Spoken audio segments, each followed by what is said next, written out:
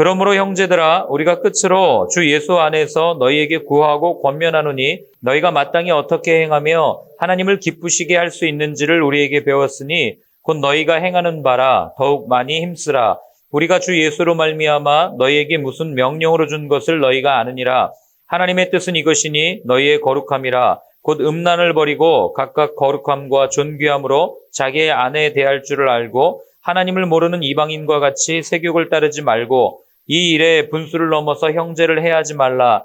이는 우리가 너희에게 미리 말하고 증언한 것과 같이 이 모든 일에 주께서 신원하여 주심이라. 하나님이 우리를 부르심은 부정하게 하심이 아니요 거룩하게 하심이니 그러므로 저버리는 자는 사람을 저버림이 아니요 너희에게 그의 성령을 주신 하나님을 저버림이니라. 형제 사랑에 관하여는 너희에게 쓸 것이 없음은 너희들 자신이 하나님의 가르치심을 받아 서로 사랑함이라. 너희가 온 마게도니아 모든 형제에 대하여 과연 이것을 행하도다. 형제들아 권하노니 더욱 그렇게 행하고 또 너희에게 명한 것 같이 조용히 자기 일을 하고 너희 손으로 일하기를 힘쓰라. 이는 외인에 대하여 잔정히 행하고 또한 아무 궁핍함이 없게 하려 함이라. 아멘. 누군가에게 이렇게 본이 되는 삶은 사실 모두가 살고 싶어하는 삶의 모습입니다. 그런데 누군가에게 본이 된다는 삶의 모습은 참 쉽지 않습니다. 더군다나 주위에 있는 사람들한테 너는 나를 좀 본받아라. 나를 좀 내가 살아가는 모습을 좀 봐라. 이렇게 잘못 말하면 굉장히 교만한 사람으로 인식될 수 있습니다. 그런데 우리가 계속해서 살펴보는 이 편지의 주인공인 바울은 고린도서에서 분명하게 얘기해요. 너희는 나를 좀 본받아라. 이렇게 이야기를 하거든요. 바울이 그렇게 당당하게 자기 자신을 본받으라고 말할 수 있었던 이유가 어디에 있었을까요? 어디서 이런 자신감이 나오는 거예요? 바울이 교만해서 그런 겁니까? 그렇지 않다는 것을 우리는 아는데 오늘 본문 속에서 바울이 어떻게 그렇게 이야기를 할 수 있는지 그리고 그렇게 본을 받으라고 말하는 그 의중은 무엇인지를 함께 살펴보았으면 좋겠습니다. 자, 우리 1절과 2절 같이 한번 읽겠습니다. 그러므로 형제들아 우리가 끝으로 주 예수 안에서 너희에게 구하고 권면하노니 너희가 마땅히 어떻게 행하며 하나님을 기쁘시게 할 수 있는지를 우리에게 배웠으니 곧 너희가 행하는 바라 더욱 많이 힘쓰라. 우리가 주 예수로 말미암아 너희에게 무슨 명령으로 준 것을 너희가 아느니라. 아멘. 자, 먼저 1절에 보면은요. 결국에는 누구를 기쁘게 하는가? 하나님을 기쁘시게 하는 삶을 살아라 라고 바울이 권면하거든요. 그리스도인의 삶의 목적이 사람을 기쁘게 하는 삶이 아니라 하나님을 기쁘게 하는 삶이 우리의 목표라는 것을 알게 됩니다. 물론 사람도 기쁘게 해야죠. 우리는 화평케 하는 자 아닙니까? 그러나 그 이전에 앞서서 하나님을 기쁘시게 하는 삶, 이게 순서가 되어버리면 우리는 끊임없이 눈치 보는 삶을 살게 되고 사람에 매여서 하나님의 뜻을 온전히 증언하지 못하게 될 때가 있다고 하는 거죠. 자, 그런데 오늘 바울이 데살로니가 성도들에게 하나님을 기쁘시게 하는 삶을 살라라고 말하면서 그 하나님을 기쁘시게 하는 것을 누구한테 배웠다고 얘기해요? 오늘 본문에 보면 누구에게 배웠으니? 우리에게 배웠으니. 우리가 누굽니까? 복음을 전했던 바울, 실라, 디모데를 이야기합니다. 실루아노가 실라랑 같은 사람이라고 그랬죠? 이 세 사람을 얘기해요. 그런데 그들이 그렇게 하나님을 기쁘시게 하는 삶을 바울을 일행에게 배웠는데 그 증거가 무엇이냐면 그들의 삶이었어요. 너희들이 행하는 바를 보고 너희가 우리에게 잘 배웠구나 라는 것을 바울이 인정한 거예요. 이해되시죠? 그러니까 누군가의 삶을 보면서 그들이 사는 모습을 보면서 내가 가르쳐준 대로 살고 있구나. 그래서 하나님께 기쁨이 되는구나. 바울이 지금 그거를 이야기를 하고 있는 거죠. 그러니까 무슨 얘기를 하는 거냐면 가르쳐준 대로 복음대로 너희들 잘 살고 있구나. 이 말을 지금 들려주는 거예요. 그러니까 바울이 너희가 우리를 본받아서 이렇게 했구나. 이게 마치 우리를 이렇게 돋보이게 하고 드러내는 이야기 같지만 사실 가만히 보면 자기 자신들을 드러내는 말이 아니라 우리에게 배운 대로 너희들이 아주 잘 살고 있구나. 복음대로 살고 있구나. 하나님의 말씀대로 기쁘시게 하는 그런 삶을 살고 있구나라고 하는 칭찬이란 말이에요. 더 잘하라고 하는 권면과 격려라는 말이에요. 그러니까 마지막에 뭐라고 얘기합니까? 더욱 많이 힘쓰라. 그렇게 이야기하는 것을 보게 되는 거죠. 바울이요, 굉장히 현명한 게요, 무언가 잘못된 걸 봤을 때 그냥 지적하지 않아요. 오늘도 여기 보면 잘한 것을 칭찬하고 부족한 부분을 권면하는 그런 지혜로운 모습을 보게 되는 거죠. 여러분, 우리가 무언가를, 누군가를 지적할 때 거기에는 꼭 우리의 판단이 들어가요.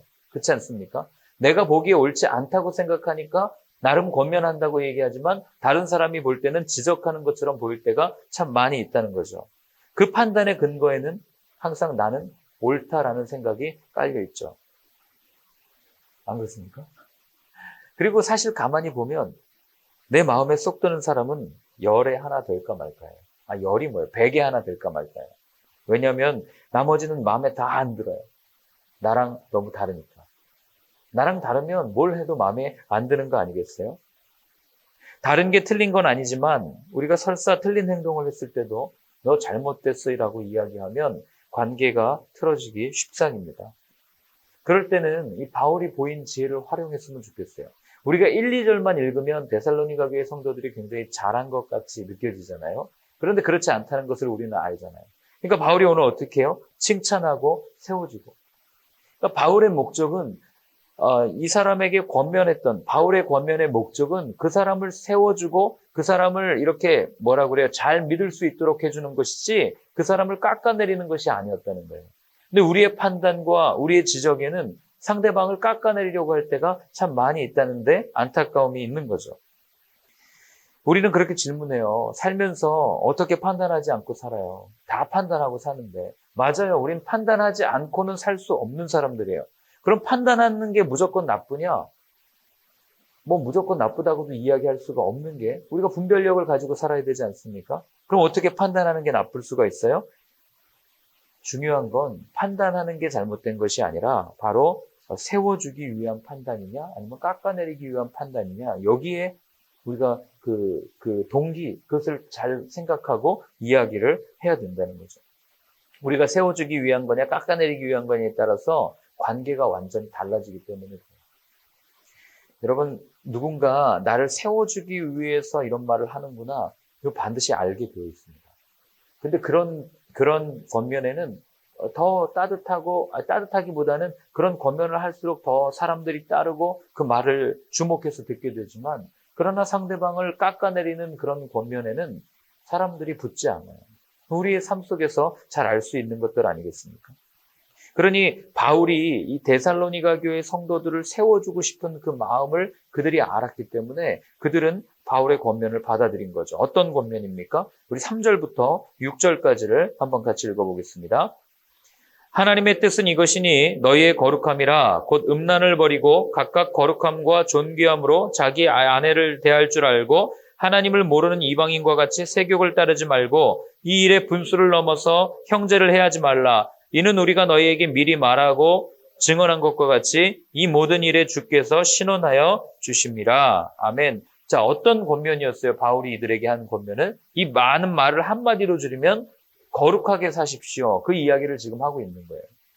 거룩하게 사는데 왜 그 음란 얘기를 하냐면 바울뿐만 아니라 성경의 대부분은 이 거룩의 반대에 무엇을 두냐면 음란을 둡니다.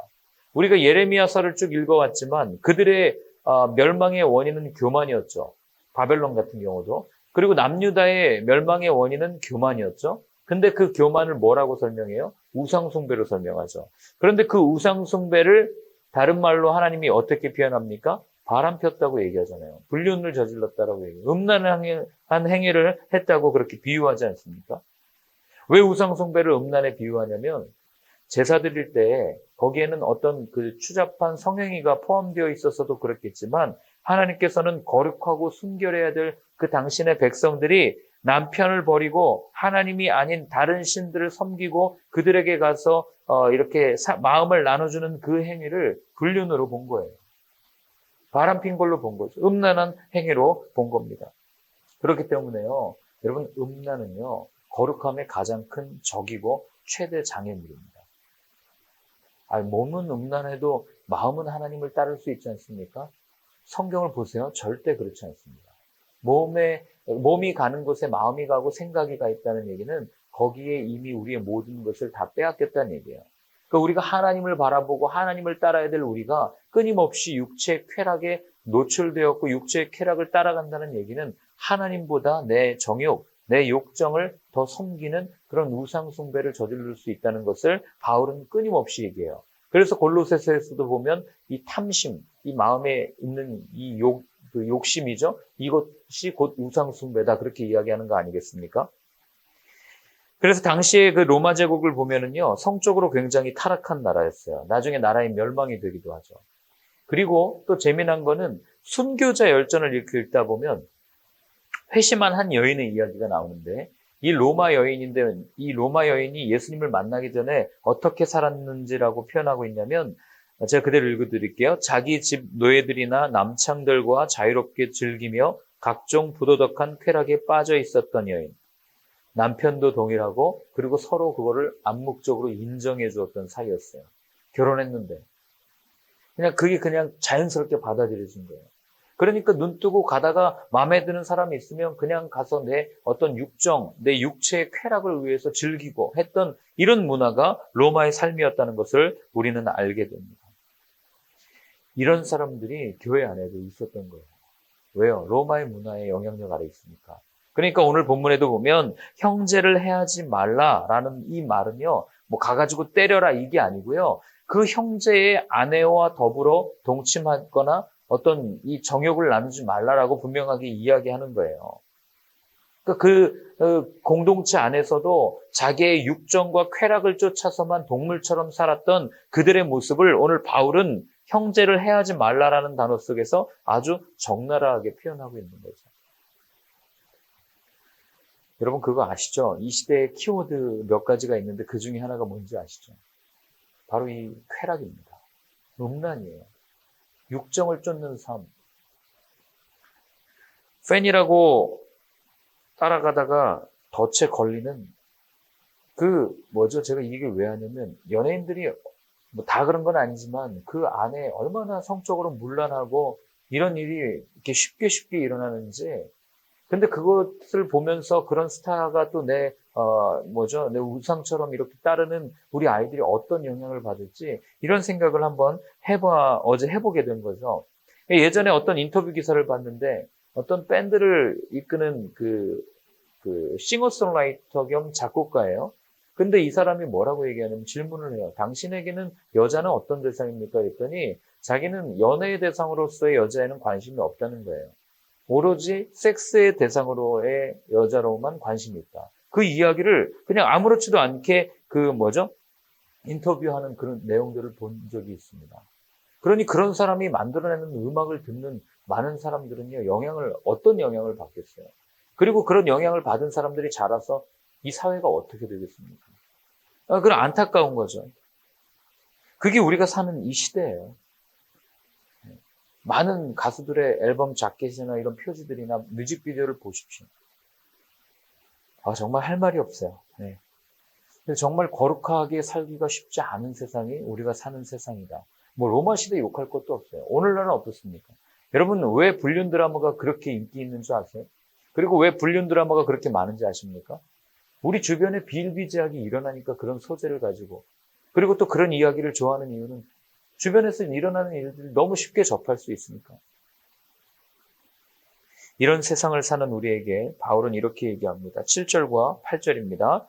하나님이 우리를 부르심은 부정하게 하심이 아니요 거룩하게 하심이니 그러므로 저버리는 자는 사람을 저버림이 아니요 너희에게 그의 성령을 주신 하나님을 저버림이니라. 아멘.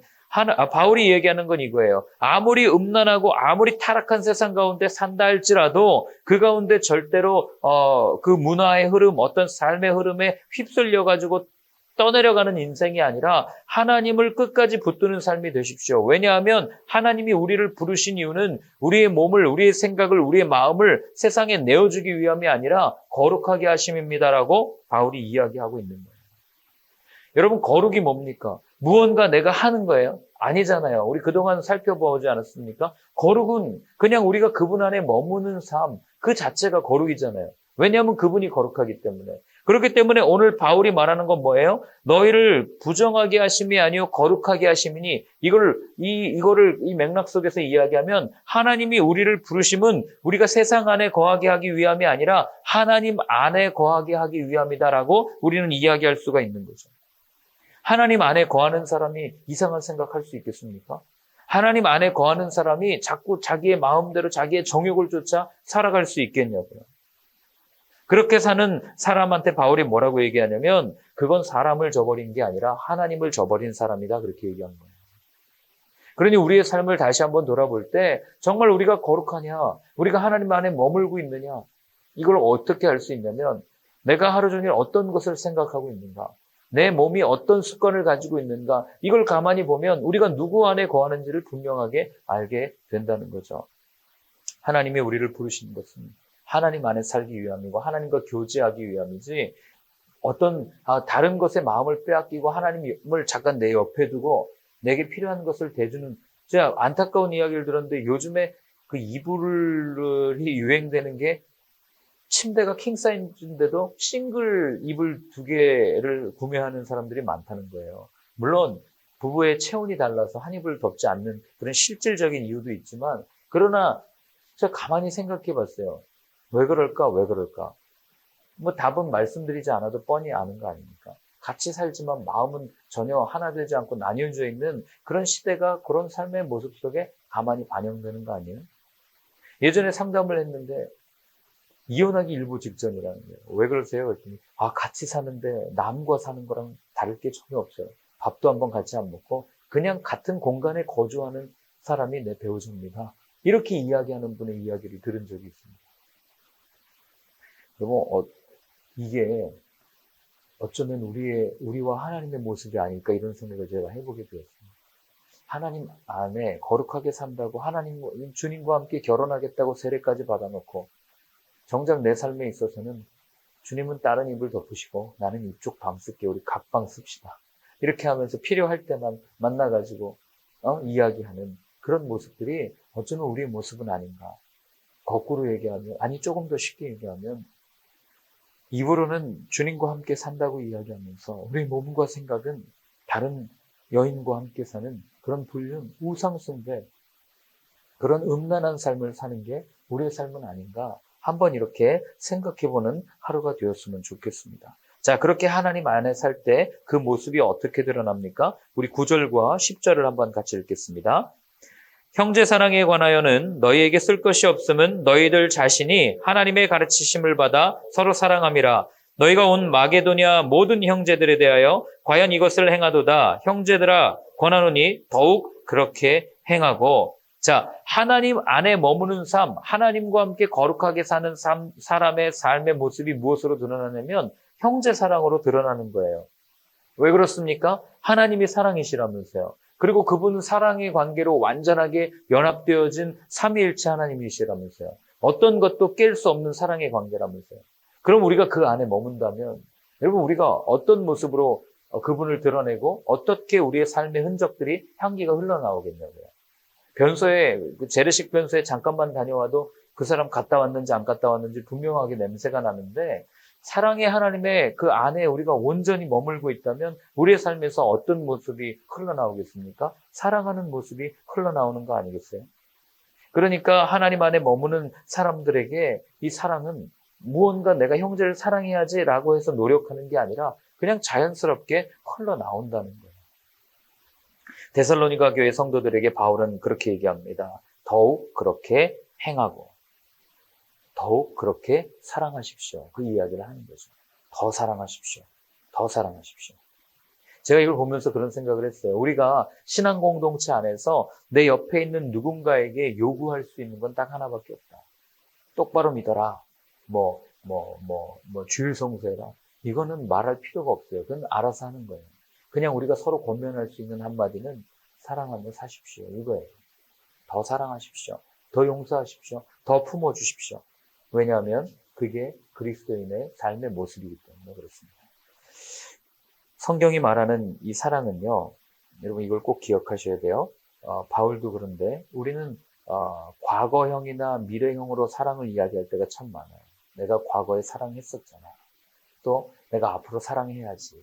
이렇게 사랑할 때가 많거든요. 그렇지 않아요. 사랑은 언제나 현재 진행형입니다.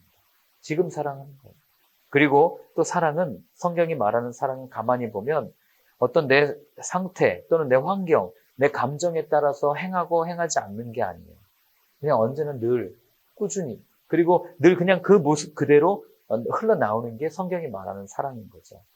이걸 보여주신 분이 누구예요? 예수님이잖아요. 예수님의 십자가가 과거형입니까? 아니잖아요. 우리 그 십자가 앞에 섰잖아요. 지금도 서 있지 않습니까? 앞으로도 서 있을 거잖아요. 그러니 우리가 주님이 우리에게 보여주신 사랑은 과거도 아니고 미래도 아니고 그냥 현재 진행형인 거예요. 이 사랑을 우리가 받아서 이웃들에게 행하는 삶, 그게 바울이 말하고 있는 형제 사랑의 모습이라는 거죠. 마지막으로 11절과 12절을 읽고 마치도록 하겠습니다. 또 너희에게 명한 것 같이 조용히 행하고 자기 일을 하고 너희 손으로 일하기를 힘쓰라. 이는 외인에 대하여 단정히 행하고 또한 아무 궁핍함이 없게 하려 함이라. 생뚱맞게 나왔죠. 사랑 얘기하고 거룩함을 얘기하다가 이게 갑자기 뭐야, 왜 일하라고 그러지? 난 노동자인데 왜 이거 참 또 일하라고 그러지? 이렇게 받아들일 수 있지 않습니까? 여러분 그거 아세요? 여기 보면 조용히 자기 일을 하고 너희 손으로 일하기를 힘쓰라. 그리고 단정히 행하고 아무도 궁핍함이 없게 하려 한다. 이 얘기를 왜 했을까요? 바울이 왜 자기가 수고해서 노력해서 일하라고 얘기할까요? 결국 자기 수고가 나중에 보면 그게 형제 사랑이고 그게 거룩한 삶이기 때문에 그래요. 남에게 피해를 끼치지 않고 염려를 끼치지 않는, 여러분 자녀가 나중에 출가해서 부모님에게 가장 큰 효도가 뭔지 아시죠? 뭐 선물 사다 주고, 그것도 물론 효의 한 종류겠지만, 그러나 부모님이 생각할 때 가장 큰 효도는 뭐예요? 자녀가 아무 걱정 없이 살아가는 거예요. 부모에게 근심 걱정 주지 않는 거예요. 자기 밥벌이 하면서 자기 밥그릇 하면서 그렇게 세상 속에서 잘 적응해서 살아가는 게 부모에게 큰 기쁨 아니겠어요? 그러니 우리가 한 공동체를 이루면서, 사실은 이렇게 우리가 공동체를 이루고 살면서 한 명이 아파도 우리 다 조금이라도 근심하고 염려하잖아요. 한 명이 어렵게 살아도 그걸 보면서 근심하고 아파하는 게 공동체 아닙니까? 그러니 오늘 바울이 이야기하는 자기 수고는 결국 나중에 어디로 연결되냐? 형제 사랑으로 연결되죠. 그리고 그 형제 사랑하는 삶이 결국 어디로 연결됩니까? 거룩한 삶으로 연결이 되는 거예요. 그런 나의 삶을 통해서 열심히 일하고 또 열심히 수고하고 결국 그렇게 나 자신의 거룩함을 드러내는 그런 삶을 통해서 결국에는 누가 드러납니까? 하나님이 드러나기 때문에. 그리고 결국은 무엇이 전해집니까? 복음이 증언되기 때문에. 그래서 바울은 여기서 오늘 저희가 12절까지만 읽었지만 그 뒤에 쭉 보면 계속해서 이제 구체적이고 실제적으로 이런 이야기들을 하는 것들을 보게 됩니다. 그래서 오늘 저희들이 한번 기도하면서 결단할 때는 이 기도를 드렸으면 좋겠어요. 하나님, 오늘 제가 두 가지 말씀드렸죠? 하나는 사랑, 하나는 거룩이었습니다. 근데 이게 뗄래야 뗄 수 없는 거죠. 하나잖아요. 그래서 오늘은 딱 한 가지 기도 제목, 하나님 내가 더욱 거룩하게 해주십시오. 어떤 행위가 아니라 주님 안에 머무는 그런 삶을 살아가는 우리의 삶이 되게 하여 주옵소서. 우리 그렇게 한번 같이 기도하겠습니다. 하나님 아버지, 더욱더 거룩한 삶 살겠다고 다짐하고 늘 거룩한 척 하지만 그러나 늘 넘어지는 것이 나의 삶입니다. 내가 거룩하기 위해서 무언가를 행하는 삶이 아니라 하나님, 내가 더욱더 하나님 안에 거하고 하나님과 함께 머물며 하나님의 사랑을 내 안에 가득 담고 그것이 흘러넘쳐서 또 우리 주위에 있는 형제들에게 그 사랑을 흘려보낼 수 있는 아버지 하나님, 나의 삶이 될 수 있도록 주님 도와주시옵소서. 더 주님을 따르고 싶습니다. 더 주님을 위해 무언가를 하고 싶습니다 하는 그 마음보다도 먼저 주님 안에 더 깊이 주님과 함께 오늘 하루 종일 붙어 있고 싶습니다 하는 이 마음이 내 안에 더 넘칠 수 있도록 주님 도와주시옵소서. 하나님 아버지, 너희를 향한 하나님의 뜻은 거룩함이라고 우리에게 말씀하여 주셨습니다. 그 거룩을 오해하지 않고 하나님 안에 머무는 것이 진정한 거룩임을 알기에 오늘도 더욱 하나님을 묵상하고 하나님의 말씀을 따라 하나님 안에 거하기를 결단하고 다짐하는 저희의 하루가 될 수 있도록 주님 도와주시옵소서.